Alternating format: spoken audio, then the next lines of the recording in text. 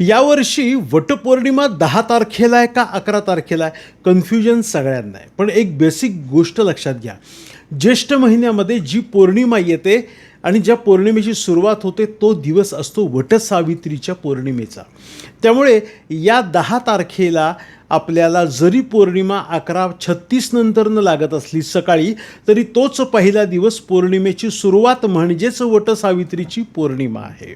त्यामुळे सूर्योदयापासून तुम्ही दुपारपर्यंत वटसावित्रीचं पूजन करू शकता. या दिवशी वडाचं पूजन केलं जातं. वडाचं झाड नसेल तर वडाची फांदी, पान, प्रतिकात्मक त्याची रांगोळी काढून किंवा चित्राची सुद्धा पूजा करतात.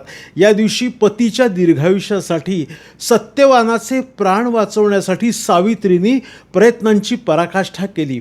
आपल्या पतीच्या दीर्घायुष्यासाठी ही पूजा केली जाते. ती फक्त 10 तारखेला करायची, 10 जूनला मनोभावे करायची.